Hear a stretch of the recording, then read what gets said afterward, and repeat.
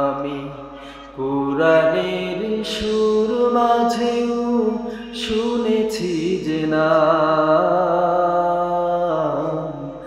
আজানের সুর মাঝেও শুনেছি যে নাম।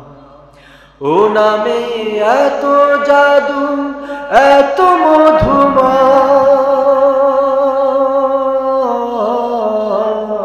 ও নাম জপিয়া ফুল সুরভি ছড়ায়। ও নামে এত জাদু, এত মধুময়, ও নাম জপিয়া ফুল সুরভি ছড়ায়। ও নাম রেখেছি আমি মনেরই কাবায়। হে রাসূল নবীজি তোমায়,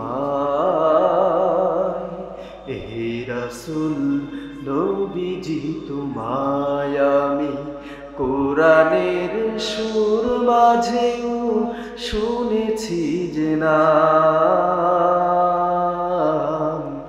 আজানের সুর মাঝেও শুনেছি যে নাম। আরশের বুকে লেখা ও মধুর নাম, তামাম আলম কুল জানাই সালাম। আরশের বুকে লেখা ও মধুর নাম, তামাম আলম কুল জানাই সালাম। ব্যথিত মানবতা খুঁজে ফিরে যায়। হে রাসূল নবীজি তোমায়, হে রাসূল নবীজি তোমায় আমি কুরআনের সুর মাঝেও শুনেছি যে নাম, আজানের সুর মাঝেও শুনেছি যে নাম। আমি যে আয়াতটি তেলাওয়াত করেছি, এই আয়াত নাজিল করার আগে আল্লাহ পাক রব্বুল আলামিন পর পর আরো 4টি আয়াত নাজিল করেছেন। প্রথম আয়াতে বলেছেন তিন, তিন ফলের কসম। দ্বিতীয় আয়াতে বলেছেন জাইতুন, জাইতুন ফলের কসম। তৃতীয় আয়াতে বলেছেন তুর সিনিন, তুর আর সিনাই পর্বতের কসম। মুফাসসিরিন একরাম লিখেছেন এখানে তুর বলতে হযরত মূসা আলাইহিস সালাম যেই পাহাড়ে উঠে আল্লাহর সাথে কথা বলতেন সেই তুর পাহাড়ের কথা বলেছেন। চতুর্থ আয়াতে বলেছেন ওয়াহাদাল বালাদিল আমিন, এই নিরাপদ নগরীর কসম। মুফাসসিরিন একরাম লিখেছেন এই নিরাপদ নগরী বলতে আল্লাহ তাআলা মক্কা নগরকে বুঝিয়েছেন, মক্কা শহরকে বুঝিয়েছেন।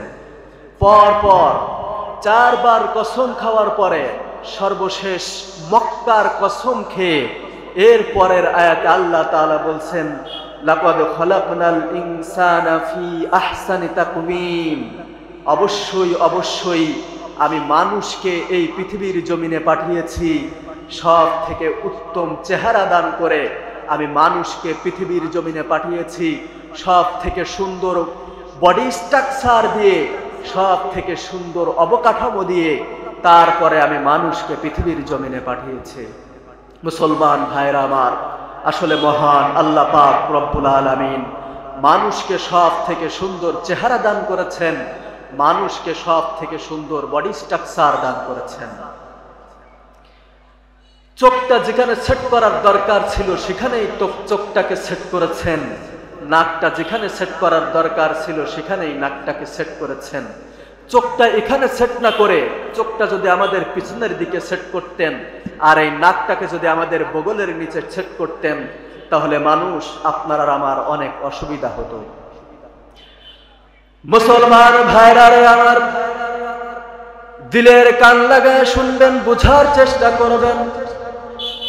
সর্বপ্রথম আমাদের সামনে যখন খাবার আসে সর্বপ্রথম এটাকে আমরা চোখ দিয়ে দেখি, চোখ দিয়ে দেখার পরে চোখ আমাদের ব্রেনে একটা মেসেজ পাঠায়, এটা কি গরুর গোশত না মুরগির গোশত। এটা দেখার পরে আমাদের খাবারের প্রতি একটা আকর্ষণ সৃষ্টি হয়। অনেকের গরুর গোশতে অ্যালার্জি আছে, চোখ সাথে সাথে ব্রেনে মেসেজ পাঠায়, তোমার গরুর গোশতে অ্যালার্জি আছে, তোমার গরুর গোশত খাওয়া যাবে না। ডাক্তার নিষেধ করেছে। যখন ব্রেনে আমাদের চোখ মেসেজ পাঠায় তখন আমরা গরুর গোশত খাই না। যখন আমাদের সামনে দেশি মুরগির গোশত আসে তখন চোখ আমাদের ব্রেনে মেসেজ পাঠায়, এটা দেশি মুরগির গোশত, এটা খেলে তোমার কোনো অসুবিধা নাই। তারপরে ওই খাবারটা খাওয়ার পরে খাবারের প্রতি যখন আমাদের আকর্ষণ সৃষ্টি হয়, খাবারটা খাওয়ার জন্য যখন আমরা খাবারটা মুখের কাছে নিয়ে যাই তখন নাক আমাদের ব্রেনে মেসেজ পাঠায় যে এটা পচে গেছে কিনা, দুর্গন্ধ হয়ে গিয়েছে কিনা, বাসি হয়ে গিয়েছে কিনা। যখন নাক আমাদের ব্রেনে মেসেজ পাঠায় যে না, এই খাবারটা পচে নাই, দুর্গন্ধ হয় নাই, বাসি হয় নাই, টাটকা খাবার, সুঘ্রাণ বের হচ্ছে মানুষ, তারপরে কিন্তু আমরা খাবারটা খাই। কিন্তু চোখটা যদি পিছনের দিকে থাকতো আর নাকটা যদি এই বগলের নিচে থাকতো তাহলে আমাদের সামনে খাবার আসার পরে সেই খাবারটা নিয়ে আমাদের চোখকে দেখাতে হতো, এই খাবারটা দেখ, এটা কি গরুর গোশত না মুরগির গোশত, ভাত না রুটি। তারপরে চোখ যখন আমাদের মেসেজ দিত না, এটা গরুর গোশত নয়, এটা দেশি মুরগির গোশত, এটা খেলে তোমার কোনো অসুবিধা নাই, তারপরে সেই খাবারটা নিয়ে বগলের নিচে আমাদের নাককে শুকাতে হতো, নাক শুকে দেখ এটা পচে গেছে কিনা, দুর্গন্ধ হয়ে গিয়েছে কিনা, বাসি হয়ে গিয়েছে কিনা। যখন নাক আমাদের আবার মেসেজ পাঠাতো না, এটা পচে নাই, দুর্গন্ধ হয় নাই, বাসি হয় নাই, সুঘ্রাণ বের হচ্ছে, তখন মানুষ আমাদের খাবার খেতে হতো।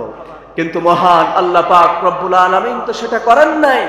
চোখটা যেখানেই সেট করার দরকার ছিল সেখানেই চোখটাকে সেট করেছেন, নাকটা যেখানেই সেট করার দরকার ছিল সেখানেই নাকটাকে সেট করেছেন।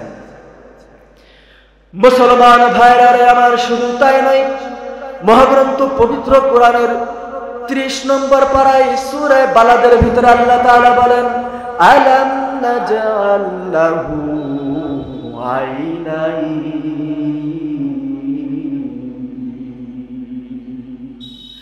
আমি কি তোমাদেরকে দেখার জন্য দুইটা চোখ দান করে নাই?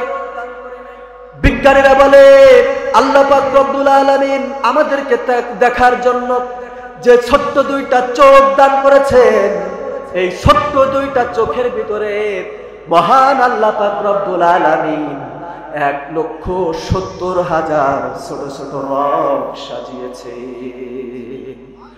এই ছোট্ট দুইটা চোখের ভিতরে 1,70,000 ছোট ছোট রগ মহান আল্লাহ পাক রব্বুল আলামিন সাজিয়েছেন। মুসলমান ভাইরা রে আমার, শুধু তাই নয়, এর পরের আয়াতে আল্লাহ তাআলা বলেন, ওয়া লিসানান ওয়া শাফাতাইন,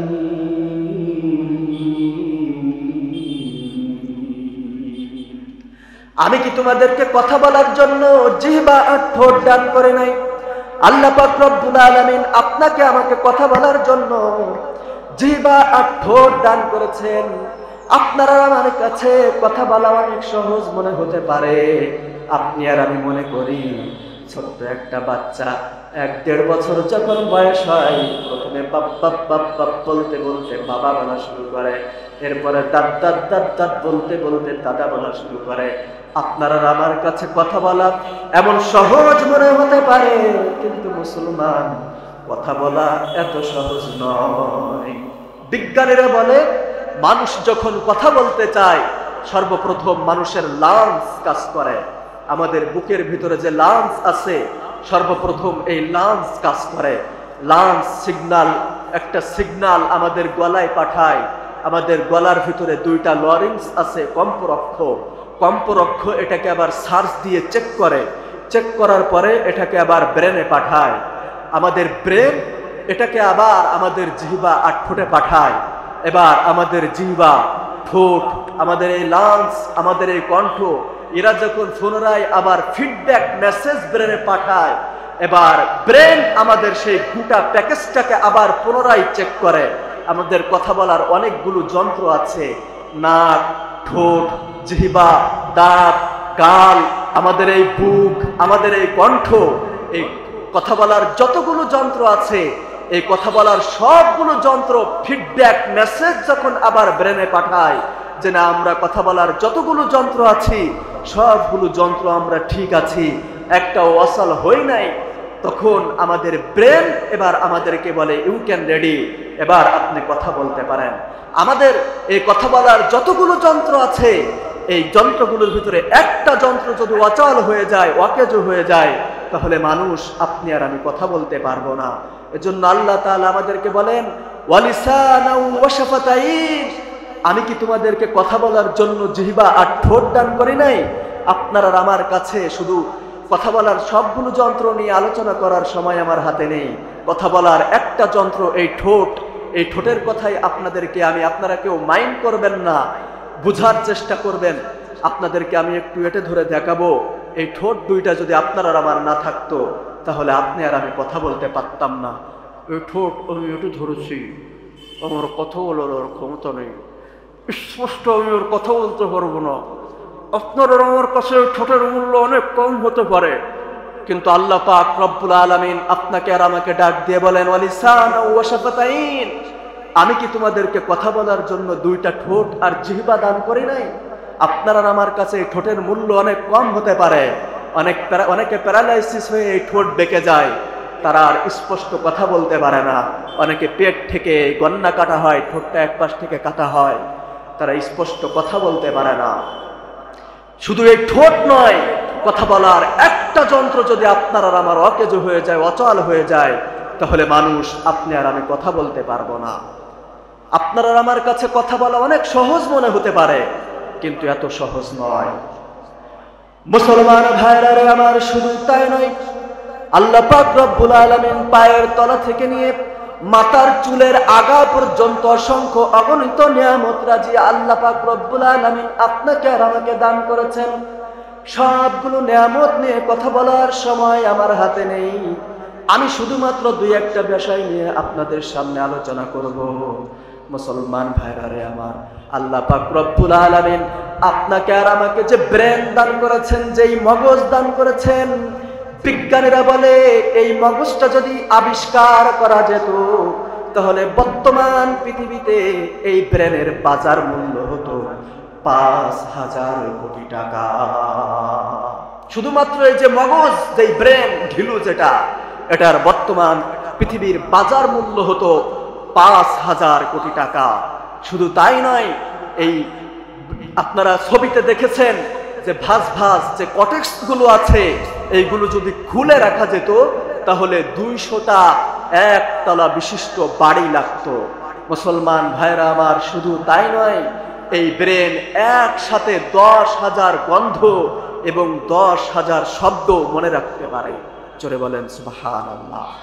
মুসলমান ভাইরা আমার, শুধু তাই নয়, এই ব্রেনটা চালু করার জন্য, শুধুমাত্র এই ব্রেনটা চালু করার জন্য যেই পরিমাণ বিদ্যুতের প্রয়োজন হয়, সেই বিদ্যুতের পরিমাণ হচ্ছে ২০০০ কোটি কিলোওয়াট।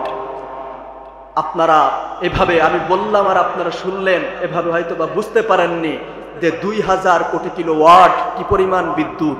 এটা আপনাদেরকে বোঝানোর জন্য আমি একটা এক্সাম্পল দেব। আমাদের বাংলাদেশ নয়, শুধু আমাদের পাশের রাষ্ট্রে ভারতে ২৭টি রাজ্য রয়েছে।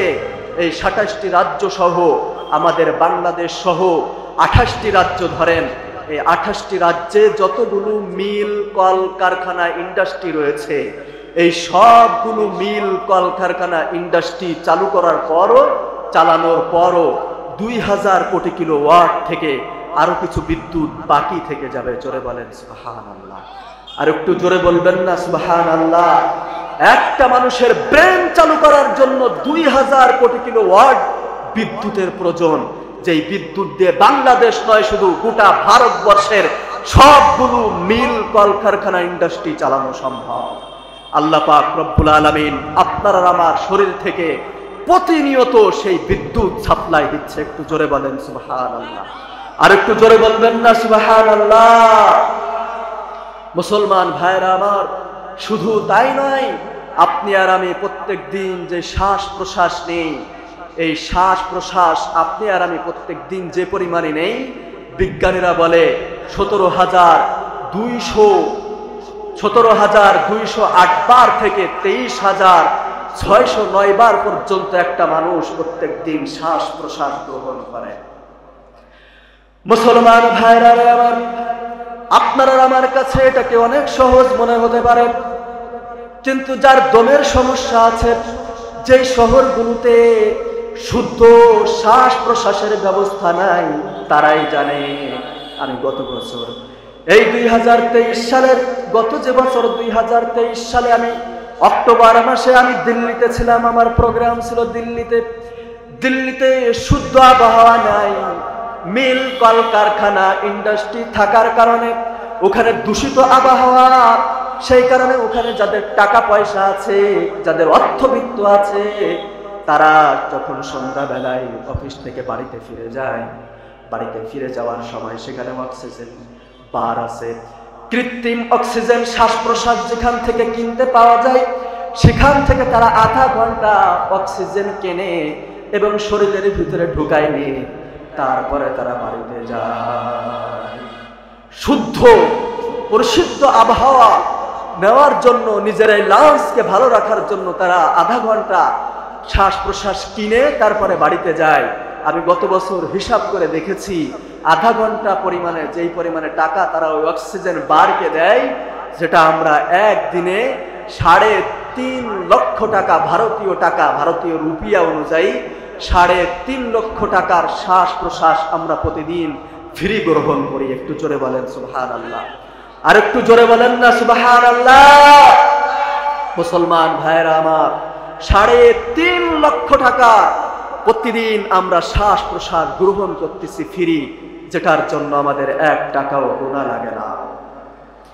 মুসলমান ভাইরা আমার, শুধু তাই নয়, আল্লাহ পাক রব্বুল আলামিন বলেন, ওয়ামা কুনতা মাআম মাহিনা, তুই কি নিকৃষ্ট পানির ফোঁটা ছিলি না? তুই কি দুর্বল ছিলি না? ওয়ামা কুনতা দাঈফা, তুই কি দুর্বল ছিলি না? ওয়ামা কুনতা মিসকিনা, তুই কি অসহায় ছিলি না? আপনি আর আমি এতটা অসহায় ছিলাম, এতটা ছোট ছিলাম, ছোট্ট একটা মুরগির বাচ্চার মতো বিদ্যা বুদ্ধি নিয়ে এই পৃথিবীর বুকে আপনি আর আমি জন্ম নেই নাই।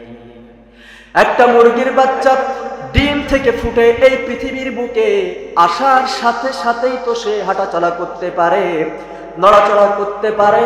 একটা মুরগির বাচ্চা, সে তার খাবার চেনে, সে শত্রু মিত্র চেনে। আকাশে চিল দেখতে দেরি হয়, সে তো তার মায়ের টানার নিচে গিয়ে আশ্রয় নিতে দেরি করে না। একটা মুরগির বাচ্চা, সে ডিম থেকে ফুটে এই পৃথিবীর জমিনে আসার সাথে সাথে সে তার শত্রু মিত্র চেনে। আকাশে চিল দেখতে দেরি হয়, কিন্তু সে তার মায়ের ডানার নিচে গিয়ে আশ্রয় নিতে দেরি করে না। আল্লাহ তাআলা বলেন, ওমা কুনতা সগীরা, তুই কি ছোট ছিলি না? ওয়ালা লাকা লিসানুন তানতিক, তোর এই জবান ছিল, জিভ ছিল, কিন্তু এই জিভ দিয়ে তুই কথা বলতে পারতিস না। আপনি আর আমি গভীর রজনীতে মায়ের কোলে ঘুমিয়েছিলাম, হঠাৎ করে মায়ের একটা হাত আপনার আর আমার মুখের উপর এসে পড়েছিল, আপনার আর আমার নাকের উপর এসে পড়েছিল। কিন্তু সেই গভীর রজনীতে এটা বলার মতো ক্ষমতা আপনার আর আমার ছিল না। ও মা, তোমার একটা হাত আমার মুখের উপর এসে পড়েছে, আমার নাকের উপর এসে পড়েছে। ও মা গো, আমার নিঃশ্বাস নিতে বড় কষ্ট হচ্ছে মা, তুমি তোমার হাতটা আমার মুখের উপর থেকে সরাও। এটা বলার মতো ক্ষমতা আপনার আর আমার ছিল না। আল্লাহ পাক রব্বুল আলামিন আপনাকে আর আমাকে ডাক দিয়ে বলেন, বান্দা, সেই গভীর রজনীতে তোর মায়ের হাতটা তোর নাকের উপর থেকে, তোর মুখের উপর থেকে আমি আল্লাহ, আমি আমার কুদরতি হাত দ্বারা সরিয়ে দিয়েছিলাম। একটু জোরে বলেন। আল্লাহ তাআলা আপনাকে আর আমাকে ডাক দিয়ে বলেন, ওয়ালা লাকা লিসানুন তানতিক, তোর এই জবান ছিল, কিন্তু এই জবান দিয়ে তোর কোনো কিছু বলার মতো ক্ষমতা ছিল না। আল্লাহ তাআলা আপনাকে আমাকে স্মরণ করান আর ডাক দিয়ে বলেন, ওয়ালা লাকা ইয়াদুন তাবতিশ, তোর এই হাত ছিল, কিন্তু এই হাত দিয়ে কোনো কিছু ধরার মতো ক্ষমতা তোর ছিল না। আজকে আপনার আর আমার হাতে অনেক বল হয়েছে, আপনার আর আমার বাহুতে অনেক বল হয়েছে, কিন্তু এই বাহুতে আপনার আর আমার কোনো বল একদিন ছিল না, এখন হয়েছে, ভবিষ্যতে আবার একদিন থাকবে না। গত বছর এই 2024 সালের 17, 18, 19 ফেব্রুয়ারি আমার মাহফিল ছিল ভারতের মুর্শিদাবাদে। আর সহজ ভাষায় বললে বুঝবেন, নবাব সিরাজউদ্দৌলা যেই রাজ্যের রাজা ছিল, সেই রাজ্যের রাজধানীর নাম ছিল মুর্শিদাবাদ। সেই মুর্শিদাবাদে আমি যাওয়ার পরে আমাকে মাহফিল কমিটি ডাক দিয়ে বলল, হুজুর এই মাহফিলের পাশেই একটা কবরস্থান রয়েছে, সেই কবরস্থানে প্রায় 1100 মতো কবর রয়েছে, সেই কবরের ভিতরে অধিকাংশ কবর হচ্ছে এই মুর্শিদাবাদ এক সময় যারা শাসন করেছে, এই মুর্শিদাবাদের এক সময় যারা রাজা ছিল, বাদশা ছিল, তাদের কবর। এমনকি মির্জাফর হিসাবে, বিশ্বাসঘাতক মির্জাফর হিসাবে আপনারা যাকে চেনেন, সেই মির্জাফরের কবর এই কবরস্থানের ভিতরে। আমি বললাম তাহলে কি আমাকে একটু নিয়ে চলেন। মাগরিবের নামাজের কিছুক্ষণ আগে আমি সেই কবরস্থানে যখন গেলাম, তখন দেখলাম চতুর্দিকে ঝিঝি পোকার আওয়াজ আর পিন পতন নীরবতা চলছে। আমি ভালো করে লক্ষ্য করে দেখলাম গোরস্থানের এক কোনায় গরুতে ঘাস খাচ্ছে, যাদের ধমকে এই মুর্শিদাবাদ এক সময় থরথর করে কাঁপত। আজকে তাদের কবরের উপরে গরু, ছাগল, ভেড়া, বকরিতে ঘাস খায়, কবর থেকে হাই হাই করে খেদানোর মতো শক্তি তাদের নাই। এজন্য আমি বলি, কত রাজা, কত বাদশা, কত শাহেনশাহ, আমির, উমারা এই পৃথিবীর জমিনে রাজত্ব করেছে, যাদের ধমকে এই পৃথিবীর জমিন থরথর করে কাঁপত। আজকে তাদের কবরের উপরে গরু, ছাগল, ভেড়া, বকরিতে ঘাস খায়, কবর থেকে হাই হাই করে খেদানোর মতো শক্তি তাদের না। এজন্য আল্লাহ তাআলা বলেন, ওয়ালা লাকা ইয়াদুন তাবতিশ, তোর এই হাত ছিল, কিন্তু তোর হাতে একদিন কোনো ক্ষমতা ছিল না, এই হাতে তোর কোনো বল ছিল না, তোর এই বাহুতে কোনো বল ছিল না, এখন তোর হাতে বল হয়েছে, ভবিষ্যতে আবার একদিন তোর বাহুতে বল থাকবে না। আল্লাহ তাআলা আমাদেরকে স্মরণ করান আর ডাক দিয়ে বলেন, সুতরাং বাহু বলে একজনের উপরে জুলুম করা যাবে না, একজনের উপরে নির্যাতন করা যাবে না। আজকে আপনার বাহুতে বল আছে, আপনি অন্যায় ভাবে একজনের গালের উপরে 2টা চড় বসিয়ে দিতে পারবেন, আপনি অন্যায় ভাবে একজনের উপরে জুলুম করতে পারবেন, নির্যাতন করতে পারবেন, কিন্তু আজকে আপনার বাহুতে বল আছে, একদিন ছিল না, এখন আছে, ভবিষ্যতে আবার থাকবে না। কিছুদিন আগেও একটা দলের বাহুতে অনেক বল ছিল, তারা বিনা অন্যায় মানুষের উপরে জুলুম করেছে, নির্যাতন করেছে। বিশ্ববরেণ্য মুফাসসির আল্লামা দেলোয়ার হোসেন সাইদিকে পর্যন্ত তারা নির্মম ভাবে হত্যা করেছে।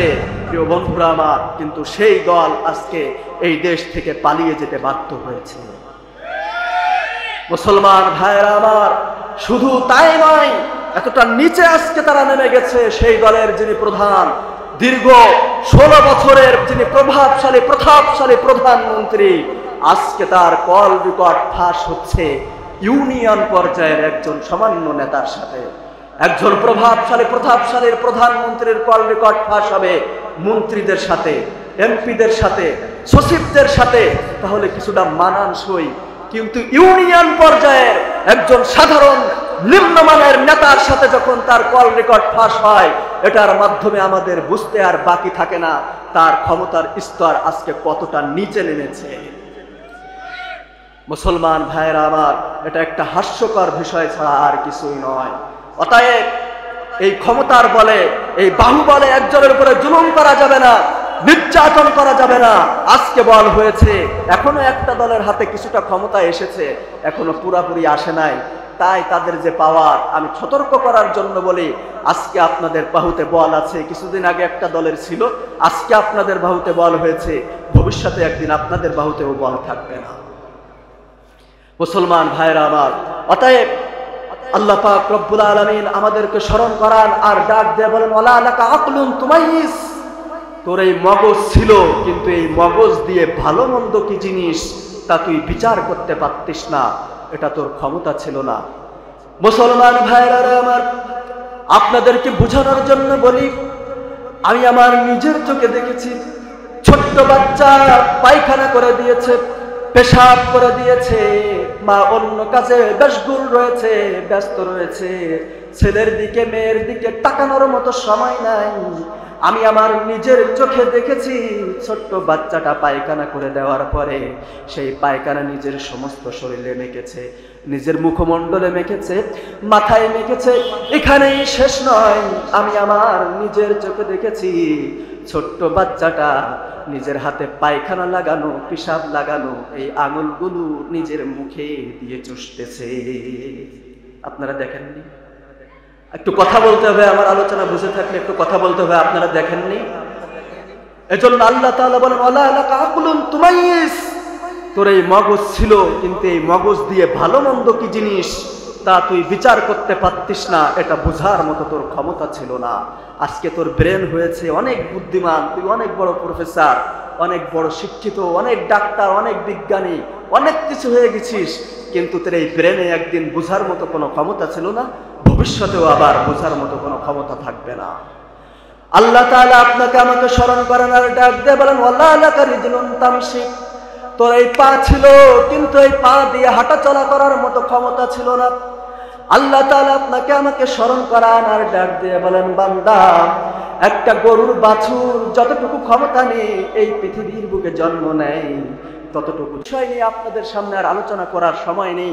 আমি যে আয়াতটি তেলাওয়াত করেছিলাম, এই আয়াত নাজিলের মাধ্যমে আল্লাহ পাক রব্বুল আলামিন আপনাকে আর আমাকে স্পষ্ট ভাষায় জানিয়ে দিয়েছেন যে এই পৃথিবীর জমিনে আমি যা কিছু সৃষ্টি করেছি সবার থেকে সুন্দর চেহারা আমি মানুষকে দান করেছি। এই ঘটনাটা বুঝাতে গেলে আপনাদের সামনে একটা ঘটনা বলা লাগে। তাফসিরে জালালাইনের লেখক তাফসিরে জালালাইনের এই আয়াতের তাফসীর করতে গিয়ে লিখেছেন, খলিফা মানসুরের সময় খলিফা মানসুরের একজন গভর্নর ছিল, তার নাম ছিল ঈসা ইবনে হাশিমি। ঈসা ইবনে হাশিমির স্ত্রী অনেক সুন্দর ছিল। সে একদিন রাতের বেলায় তার স্ত্রীকে নিয়ে খোলা আকাশের নিচে হাসি ঠাট্টা করতেছিলেন, আনন্দ মশকরা করতেছিলেন।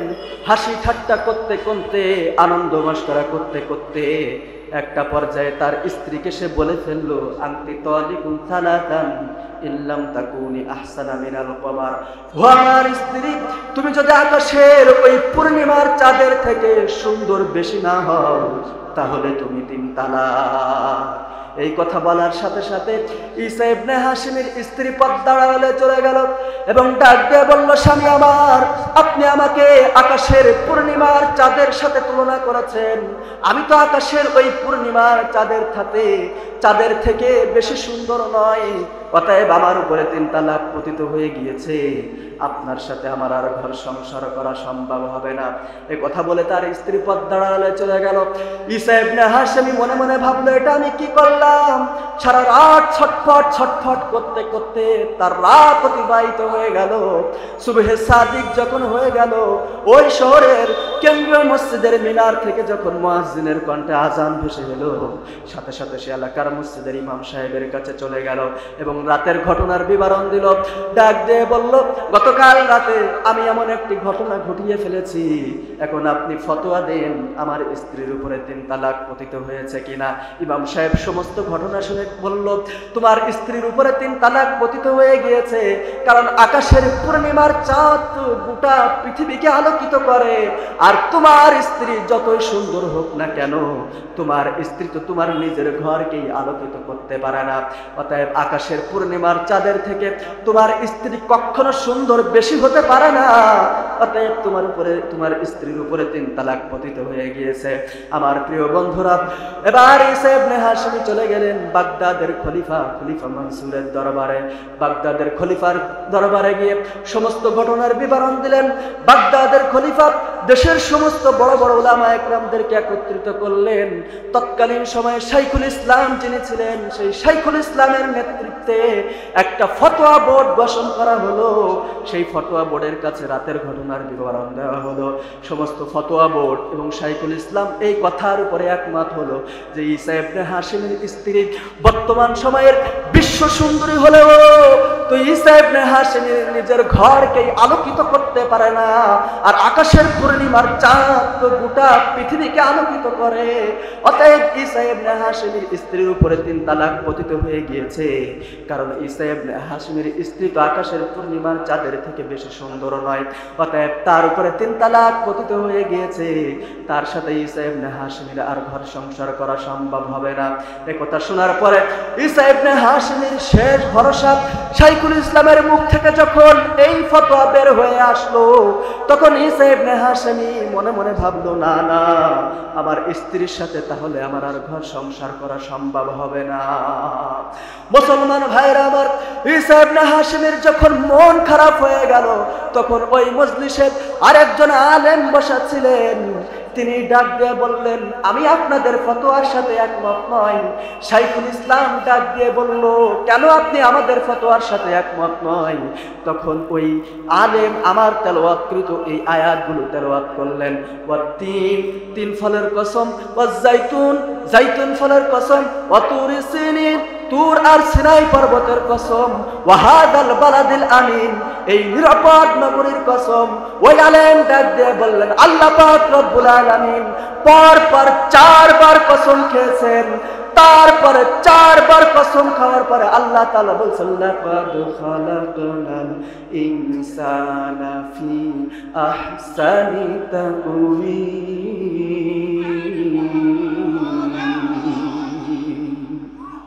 ওই আলেম ডাক দিয়ে বললেন, আল্লাহ পাক রব্বুল আলামিন 4 বার কসম খাওয়ার পরে তারপরে আয়াত নাযিল করে ডাক দিয়ে বলেছেন, এই পৃথিবীর জমিনে আমি যা কিছু সৃষ্টি করেছি সবার থেকে সুন্দর চেহারা আমি মানুষকে দান করেছি। অতএব ওই ঈসা ইবনে হাশিমি, আকাশের পূর্ণিমার চাঁদ কেন, আকাশের ওই সূর্যের থেকে তোমার স্ত্রী বেশি সুন্দর। তোমার স্ত্রী তো এমনিতেই বিশ্ব সুন্দরী, তোমার স্ত্রী তো এমনিতেই বিশ্ব সুন্দরী। তোমার স্ত্রী কেন, এই পৃথিবীর সব থেকে কুৎসিত মানুষটা, নিকৃষ্ট চেহারার অধিকারী যেই মানুষটা, সেই মানুষটার চেহারাও আকাশের ওই পূর্ণিমার চাঁদের থেকে বেশি সুন্দর। অতএব তোমার স্ত্রীর উপরে 3 তালাক পতিত হয় নাই। ওই ঈসা ইবনে হাশিমি, যাও যাও, বাড়িতে চলে যাও, নির্দ্বিধায় গিয়ে তুমি তোমার স্ত্রীর সাথে ঘর সংসার করো। তোমার স্ত্রীর উপরে 3 তালাক পতিত হয় নাই। একটু জোরে বলেন, আর একটু জোরে বলেন সুবহানাল্লাহ। এই আলেম আর কেউ নন, ইমামে আজম আবু হানিফা রাহমাতুল্লাহি আলাইহি। একটু জোরে বলেন সুবহানাল্লাহ। এই ঘটনার মাধ্যমে আপনাদের সামনে এই কথাই স্পষ্ট হয়ে গেল, এই পৃথিবীর জমিনে আল্লাহ পাক রব্বুল আলামিন যা কিছু সৃষ্টি করেছেন সবার থেকে সুন্দর চেহারা আল্লাহ পাক রব্বুল আলামিন মানুষকে দান করেছেন। এখানেই শেষ নয়, এই পৃথিবীর জমিনে আল্লাহ পাক রব্বুল আলামিন যা কিছু সৃষ্টি করেছেন সবার থেকে সুন্দর চেহারা তো মানুষকে দান করেছেন। এখানেই শেষ নয়, আল্লাহ পাক রব্বুল আলামিন 15 নম্বর পারায় সূরা বানী ইসরাইলের 70 নম্বর আয়াত আল্লাহ তাআলা বলেন, ওয়ালাকাদ কাররামনা বানী আদম, আমি মানুষকে সম্মান দান করেছি, আমি মানুষকে মর্যাদা দান করেছি। এই একই আয়াতের শেষ অংশে আল্লাহ তাআলা বলেন, ওয়াফাদ্দালনাহুম আলা কাসীরিন মিম্মান খালাকনা তাফদীলা। এই আয়াতের তাফসীর করতে গিয়ে মুফাসসিরিন একরাম লিখেছেন, এই পৃথিবীর জমিনে আল্লাহ যা কিছু সৃষ্টি করেছেন সবার থেকে বেশি সুন্দর, বেশি সম্মান, বেশি মর্যাদা মানুষকে দান করেছেন। এমনকি তাফসিরে ইবনে কাসির, তাফসিরে ইবনে আব্বাস, তাফসিরে তাফহিমুল কোরআন, তাফসিরে তাওহিজুল কোরআন, তাফসিরে রুহুল মানি, তাফসিরে উসমানী সহ যতগুলো তাফসির আমি পড়েছি, সমস্ত তাফসিরের মুফাসসিরগণ এই আয়াতের তাফসির করতে গিয়ে লিখেছেন, এই আয়াত নাজিলের মাধ্যমে আল্লাহ তাআলা এই কথাই স্পষ্ট ভাষায় জানিয়ে দিয়েছেন, এই পৃথিবীতে আল্লাহ পাক রব্বুল আলামিন যা কিছু সৃষ্টি করেছেন সবার থেকে বেশি সম্মান, বেশি মর্যাদা, বেশি ক্ষমতা মানুষকে দান করেছেন। এমনকি নূরের তৈরি ফেরেশতাদের থেকেও আল্লাহ পাক রব্বুল আলামিন বেশি ক্ষমতা, বেশি মর্যাদা মানুষকে দান করেছেন। একটু জোরে বলেন সুবহানাল্লাহ। আপনারা বলতে পারেন যে মানুষ, এজন্য কবি বলেছেন, তুমি মাটির আদমকে প্রথম সৃষ্টি করিয়া ঘোষণা করিয়া দিনে শ্রেষ্ঠ বলিয়া, তুমি মাটির আদমকে প্রথম সৃষ্টি করিয়া ঘোষণা করিয়া দিলে শ্রেষ্ঠ বলিয়া, তাই নূরের ফেরেশতা করে আদমকে সেজদা, তাই নূরের ফেরেশতা করে আদমকে সেজদা। সবার চেয়ে দিলে তুমি মাটির মানুষকে সম্মান, আল্লাহু আল্লাহু তুমি জাল্লে জালালুহু, শেষ করা তো যায় না গে তোমার গুণগান, আল্লাহু আল্লাহু। এবার আপনাদের মনের ভিতরে প্রশ্ন থাকতে পারে, গোটা পৃথিবীর সমস্ত সৃষ্টিকুলের সমস্ত প্রাণীর থেকে মানুষের ক্ষমতা, মানুষের সম্মান না হয় বেশি হলো, কিন্তু নূরের তৈরি ফেরেশতাদের থেকে মানুষের সম্মান কেমনে বেশি হয়? এ কথাটা বলতে গিয়ে আপনাদের সামনে, এই ঘটনাটা আপনাদের বোঝাতে গেলে আপনাদের সামনে আরেকটা ঘটনা বর্ণনা করা লাগে। ফেরেশতাদের সর্দার হযরত জিবরাইল আমিন একদিন আল্লাহকে ডাক দিয়ে বললেন, আল্লাহ আমি তোমার জান্নাত একটু ভ্রমণ করে দেখতে চাই। আল্লাহ জিবরাইলকে ডাক দিয়ে বললেন, জিবরাইল তুমি যদি আমার জান্নাত ভ্রমণ করে দেখতে চাও, তাহলে আমার সব থেকে ছোট জান্নাত জান্নাতুন নাঈমটা একটু ভ্রমণ করে দেখে আসো। জিবরাইল আমিন চলে গেলেন আল্লাহর সব থেকে ছোট জান্নাত জান্নাতুন নাঈম ভ্রমণ করার উদ্দেশ্যে। একদিন নয়, 2 দিন নয়, টানা 2 মাস 10 দিন পর্যন্ত জিবরাইল আমিন জান্নাতুন নাঈম ভ্রমণ করলেন। 2 মাস 10 দিন পরে ক্লান্ত হয়ে আল্লাহকে ডাক দিয়ে বললেন, আল্লাহ আমি আর পারছি না, আমি ক্লান্ত হয়ে গিয়েছি, তবে এই পর্যন্ত আমি তোমার জান্নাতুন নাঈম কতটুক পর্যন্ত ভ্রমণ করলাম। আল্লাহ জিবরাইলকে ডাক দিয়ে বললেন, জিবরাইল তুমি আমার সব থেকে ছোট জান্নাত জান্নাতুন নাঈমের 3 ভাগের 1 ভাগও দেখে এখন শেষ করতে পারো নাই। একটু জোরে বলুন। জিবরাইল আশ্চর্য হয়ে গেলেন। এর আগে আপনাদের আরেকটি তথ্য জানা থাকা দরকার। সেই তথ্যটি হচ্ছে, জিবরাইল আমিনকে আল্লাহ পাক রব্বুল আলামিন 600 নূরের ডানা দান করেছেন। এই 600 নূরের ডানার ভিতরে শুধুমাত্র একটা ডানা যদি জিবরাইল আমিন একবার এভাবে নাড়া দেয়, তাহলে 1 মাস 10 দিনের পথ অতিক্রম করতে পারে। আর একটু জোরে বলুন। আর এই 600 নূরের ডানা জিবরাইল আমিন যদি একবার সবগুলো দানা যদি একবার এভাবে নাড়া দেয়, তাহলে 1000 মাসের পথ অতিক্রম করতে পারে। জিবরাইল আমিন বললেন, আল্লাহ তুমি আমাকে 600 নূরের ডানা দান করেছো, আর এই 600 নূরের ডানা দিয়ে আমি পৃথিবীর সমস্ত শক্তি, আমাকে যত শক্তি দান করেছো, এই শক্তি দিয়ে আমি তোমার জান্নাতুন নাঈম ভ্রমণ করেছি 2 মাস 10 দিন, অর্থাৎ 70 দিন। এভাবে 70 দিন ভ্রমণ করার পরে আমি তোমার জান্নাতুন নাঈমের 3 ভাগের 1 ভাগও দেখে শেষ করতে পারি নাই। তাহলে তুমি এই জান্নাত কাদের জন্য বানিয়েছো? আল্লাহ পাক রব্বুল আলামিন ডাক দিয়ে বললেন, এই জান্নাত তো আমি মানুষের জন্য বানিয়েছি। জিবরাইল ডাক দিয়ে বললেন, আল্লাহ আশ্চর্য হয়ে গেলেন এবং ডাক দিয়ে বললেন, আল্লাহ আমি তোমার জান্নাতুন নাঈমের দীর্ঘ 70 দিন পর্যন্ত ভ্রমণ করে 3 ভাগের 1 ভাগও দেখে শেষ করতে পারি নাই। আর আল্লাহ তুমি মানুষকে দান করেছো মাত্র 2টা পা। এই 2টা পা দিয়ে মানুষ কিভাবে জান্নাতুন নাঈম ভ্রমণ করবে, অন্য জান্নাতে কিভাবে বসবাস করবে?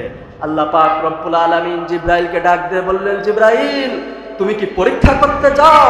তখন আল্লাহ ডাক দিয়ে বললেন, জিবরাইল বললেন, হ্যাঁ আমি পরীক্ষা করতে চাই। এবার আল্লাহ জিবরাইলকে ডাক দিয়ে বললেন, জিবরাইল তুমি যদি পরীক্ষা করতে চাও, তাহলে চলে যাও মদিনায়, মসজিদে নববীর সামনে গিয়ে দাঁড়াও। সুবহে সাদিক যখন হয়ে যাবে, মসজিদে নববীর মিনারে যখন ফজরের আজান হয়ে যাবে, সর্বপ্রথম যেই ব্যক্তিটি মসজিদে নববীর ভিতরে প্রবেশ করবে, আবার সর্বশেষ যেই ব্যক্তি মসজিদে নববী থেকে বের হবে, তুমি তার কাছে জিজ্ঞাসা করবে, তাহলে তুমি তোমার উত্তর পেয়ে যাবে। জিবরাইল আমিন জান্নাতুন নাঈম থেকে সরাসরি চলে আসলেন মদিনায়। মসজিদে নববীর গেটের সামনে দাঁড়িয়ে রইলেন। মসজিদে নববীর গেটের সামনে দাঁড়িয়ে রইলেন। কিছুক্ষণ পরে মসজিদে নববীর মিনার থেকে মুয়াজ্জিনের সুকণ্ঠে আজান ভেসে এলো। জিবরাইল আমিন দাঁড়িয়ে রইলেন। দেখতে পেলেন একজন বয় বৃদ্ধ মুরব্বী, সর্বপ্রথম দাড়ি পাকা একজন মুরব্বী মসজিদে নববীর ভিতরে প্রবেশ করলো। জিবরাইল আমিন সেখানে দাঁড়িয়ে রইলেন। একে একে মসজিদে নববীর সমস্ত মুসাল্লিরা মসজিদে নববীর ভিতরে প্রবেশ করলো। নামাজ শেষ হয়ে গেল, এক এক করে মসজিদে নববীর সমস্ত মুসাল্লিরা বের হয়ে গেল। কিন্তু সর্বপ্রথম যেই বয় বৃদ্ধ মুরব্বীটি মসজিদে নববীর ভিতরে প্রবেশ করেছিল তিনি এখনো বের হন নাই। জিবরাইল আমিন দাঁড়িয়ে রইলেন। কিছুক্ষণ পরে যখন পূর্ব আকাশের সূর্য উদিত হয়ে গেল, আকাশের সূর্য যখন গোটা পৃথিবীকে আলোকিত করে ফেললো, তখন দেখলেন সর্বপ্রথম যেই বয় বৃদ্ধ মুরব্বী মসজিদে নববীর ভিতরে প্রবেশ করেছিল সেই বয় বৃদ্ধ মুরব্বী এবার আস্তে আস্তে মসজিদে নববী থেকে বের হচ্ছে। জিবরাইল আমিন লোকটাকে সালাম দিলেন এবং ডাক দিয়ে বললেন, ভাই আপনার কাছে আমার একটা প্রয়োজন আছে। বৃদ্ধ লোকটি জিবরাইলকে ডাক দিয়ে বললেন, ভাই কি তোমার প্রয়োজন? তখন জিবরাইল ডাক দিয়ে বলল, ভাই আমি জিবরাইলের কাছে আমার খুব প্রয়োজন, জিবরাইলের কাছে আমার খুব প্রয়োজন। কয়েকদিন ধরে আমি জিবরাইলকে খুঁজতেছি, কোথাও জিবরাইলকে খুঁজে পাচ্ছি না। অতএব যদি আপনি আমাকে একটু বলে দিতেন জিবরাইল এখন কোথায় আছে, তাহলে আমার বড় উপকার হতো। আমার আলোচনা আপনারা বুঝে থাকলে বলুন, এই প্রশ্ন এই বয় বৃদ্ধ মুরব্বী লোকটার কাছে কে করছে? স্বয়ং জিবরাইল লোকটার কাছে এই প্রশ্ন করছে, ভাই জিবরাইলের কাছে আমার খুব প্রয়োজন, কোথাও জিবরাইলকে আমি খুঁজে পাচ্ছি না। অতএব আপনি যদি একটু বলে দিতেন জিবরাইল এখন কোথায় আছে, তাহলে আমার বড় উপকার হতো। লোকটা ডাক দিয়ে বলল, আমাকে 2 রাকাত নামাজ পড়ার সুযোগ দিতে হবে। জিবরাইল বলল, আপনাকে 2 রাকাত নামাজ পড়ার সুযোগ দেওয়া হলো। লোকটি আবার মসজিদে নববীর ভিতরে প্রবেশ করলো, 2 রাকাত নামাজ পড়লেন। নামাজ পড়েই আবার লোকটার সামনে এসে দাঁড়ালেন, জিবরাইলের সামনে এসে দাঁড়ালেন এবং কয়েক মুহূর্ত চোখ বুঝলেন। চোখ বুঝে এবার জিবরাইলকে এই বয় বৃদ্ধ লোকটি ডাক দিয়ে বলছে, ভাই আমি 8টা জান্নাত, 7টা জাহান্নাম, 7 সমুদ্র 13 নদী, পৃথিবীর সব বন জঙ্গল তন্ন তন্ন করে খুঁজেছি। পৃথিবীর এক প্রান্ত থেকে অন্য প্রান্ত পর্যন্ত তন্ন তন্ন করে খুঁজে দেখেছি, কোথাও জিবরাইলকে খুঁজে পেলাম না। আমার মনে হয় ভাই তুমি নিজেই স্বয়ং জিবরাইল। একটু জোরে বলেন। লোকটা কয়েক মুহূর্ত চোখ বুঝে চোখ খুলেই জিবরাইলকে ডাক দিয়ে বললেন, ভাই আমি 8টা জান্নাত, 7টা জাহান্নাম, 7 আসমান, 7 জমিন, পৃথিবীর সমস্ত বন জঙ্গল, নদ নদী, খাল বিল, পৃথিবীর এক প্রান্ত থেকে অন্য প্রান্ত পর্যন্ত তন্ন তন্ন করে খুঁজে দেখেছি, কোথাও জিবরাইলকে খুঁজে পেলাম না। আমার মনে হয় তুমি নিজেই স্বয়ং জিবরাইল। এবার আমার আলোচনা আপনারা বুঝে থাকলে বলুন, জিবরাইলের 600 নূরের ডানা একসাথে চালিয়ে শুধুমাত্র জান্নাতুন নাইমের 70 দিন পর্যন্ত ভ্রমণ করে 3 ভাগের 1 ভাগও দেখে শেষ করতে পারে নাই। আর সামান্য এই 2 পাওয়ালা মানুষ কয়েক মুহূর্ত জিবরাইলের সামনে দাঁড়িয়ে চোখ বুঝে বলে দিলেন, আমি 8টা জান্নাত, 7টা জাহান্নাম, 7 সমুদ্র 13 নদী, 7 আসমান, 7 জমিন, পৃথিবীর এক প্রান্ত থেকে অন্য প্রান্ত পর্যন্ত তন্ন তন্ন করে কোথাও জিবরাইলকে খুঁজে পাইনি। আমার মনে হয় তুই জিবরাইল। এবার আপনারা বলুন, 600 নূরের ডানাওয়ালা জিবরাইলের ক্ষমতা বেশি না এই 2 পাওয়ালা মানুষের ক্ষমতা বেশি? এই 2 পাওয়ালা মানুষের ক্ষমতা বেশি। মুসলমান ভাইরা আমার, এই 2 পাওয়ালা মানুষ আর কেউ নয়, এই বয় বৃদ্ধ মানুষ আর কেউ নন, ইনি হচ্ছেন প্রথম খলিফা, আমিরুল মুমিনিন, খলিফাতুল মুসলিমিন, হযরত আবু বকর সিদ্দিক রাদিয়াল্লাহু তাআলা আনহু। একটু জোরে বলেন সুবহানাল্লাহ। মুসলমান ভাইরা আমার, আল্লাহ পাক রব্বুল আলামিন আপনাকে আমাকে এই অলৌকিক ক্ষমতা দিয়েছিলেন, এমন ক্ষমতাবান মানুষ হিসাবে আপনাকে আর আমাকে পৃথিবীর জমিনে পাঠিয়েছিলেন। কিন্তু প্রকৃত মানুষ আমরা না থাকার কারণে আজকে সেই ক্ষমতা আমরা হারাতে বসেছি। খলিফাতুল মুসলিমিন, আমিরুল মুমিনিন হযরত ওমর রাদিয়াল্লাহু তাআলা আনহুর সময় হযরত সাদ বিন আবি ওয়াক্কাস রাদিয়াল্লাহু তাআলা আনহুর নেতৃত্বে ৬০,০০০ মুসলিম সেনাবাহিনী দিয়ে আফ্রিকার জমিনে একটা অভিযান প্রেরণ করা হলো। আফ্রিকার দ্বার প্রান্তে যখন মুসলমানরা পৌঁছে গেল, তখন মুসলমানদের সামনে বিশাল বড় একটা সমুদ্র বাধা হয়ে দাঁড়ালো। মুসলমানরা তখন মনে মনে ভাবলেন এই সমুদ্র কিভাবে পাড়ি দিবেন। মুসলমানদের সেনাপতি হযরত সাদ বিন আবি ওয়াক্কাস রাদিয়াল্লাহু তাআলা আনহু মুসলিম সেনাবাহিনীর উদ্দেশ্যে একটা ভাষণ দিলেন।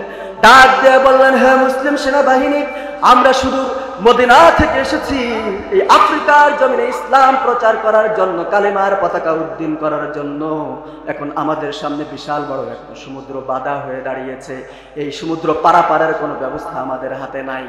অতএব তোমরা এই মদিনা থেকে এই পর্যন্ত এসে আবার মদিনায় ফিরে যাবে না, সমুদ্রের ওই পারে আফ্রিকার জমিনে তোমরা কালেমার পতাকা উড্ডীন করতে চাও? মুসলিম সেনাবাহিনী জবাব দিল, আমরা সমুদ্রের ওই পারে কালেমার পতাকা উড্ডীন করতে চাই, কালেমা প্রচার করতে চাই। মুসলিম সেনাবাহিনী মনে করলো হয়তোবা সেনাপতি আমাদেরকে কোনো পথ বাতলিয়ে দেবেন, এই সমুদ্র পার হওয়ার কোনো ব্যবস্থার কথা বলে দেবেন। কিন্তু হযরত সাদ বিন আবি ওয়াক্কাস রাদিয়াল্লাহু তাআলা আনহু মুসলিম সেনাবাহিনীকে কোনো পথ বাতলিয়ে দিলেন না, এই সমুদ্র পার হওয়ার কোনো উপায় বলে দিলেন না। এই কথা শেষ না করতে করতেই হযরত সাদ বিন আবি ওয়াক্কাস রাদিয়াল্লাহু তাআলা আনহু নিজের ঘোড়াটা নিয়ে উত্তাল সমুদ্রের উপরে ঝাঁপিয়ে পড়লেন। মুসলমান ভাইরা আমার, দিলের কান লাগায় শুনবেন, বুঝার চেষ্টা করবেন। হযরত সাদ বিন আবি ওয়াক্কাস রাদিয়াল্লাহু তাআলা আনহুর দেখা দেখি ৬০,০০০ মুসলিম সেনাবাহিনী সেই আফ্রিকার উত্তাল সমুদ্রের উপরে ঝাঁপিয়ে পড়ল। মুসলমান ভাইরা আমার, আমরা যারা বাংলাদেশে জন্মগ্রহণ করেছি, আমাদের দেশে তো নদী নালা খাল বিলের অভাব নাই। অতএব প্রত্যেকটা মানুষ প্রায় আমরা সাঁতার জানি। আমাদেরকে যদি ওই বঙ্গোপসাগরের নিচে কক্সবাজারে ওখানে গিয়ে বলা হয় যে এই সমুদ্র তোমাকে পাড়ি দিতে হবে, আমরা সাঁতার জানা মুসলমানরাই তো সেই উত্তাল বঙ্গোপসাগরের উপরে ঝাঁপিয়ে পড়তে সাহস পাবো না, কারণ ওই উত্তাল সমুদ্র পাড়ি দেওয়ার মতো ক্ষমতা তো আপনার আর আমার নাই। আর আরবের বুকে আমাদের মতো এরকম নদী নালা নাই, খাল বিল নাই। আরবের মুসলমানেরা আপনার আর আমার মতো সাঁতার জানে না। সেই সাঁতার না জানা ৬০,০০০ মুসলিম সেনাবাহিনী সেনাপতির দেখা দেখি সেই উত্তাল সমুদ্রের উপরে ঝাঁপিয়ে পড়ল। যখন হযরত সাদ বিন আবি ওয়াক্কাস রাদিয়াল্লাহু তাআলা আনহুর নেতৃত্বে মুসলিম সেনাবাহিনী আফ্রিকার জমিনে পৌঁছে গেল, তখন হযরত সাদ বিন আবি ওয়াক্কাস রাদিয়াল্লাহু তাআলা আনহু মুসলিম সেনাবাহিনীকে ডাক দিয়ে বললেন, ও মুসলিম সেনাবাহিনী, আমরা এই বিশাল সমুদ্র পাড়ি দিয়ে আসলাম, তোমাদের কোনো মালামাল হারিয়ে গিয়েছে নাকি, কোনো উট হারিয়ে গিয়েছে নাকি, কোনো ঘোড়া হারিয়ে গিয়েছে নাকি? মুসলিম সেনাবাহিনী জবাব দিল, না, আমাদের কোনো ঘোড়া হারায় যায়নি, কোনো উট হারিয়ে যায়নি, কোনো মালামাল হারিয়ে যায়নি। কিন্তু একজন মুসলিম ডাক দিয়ে বলল, সেনাপতি, আমার একটা পানি পান করার মশ হারিয়ে গিয়েছে।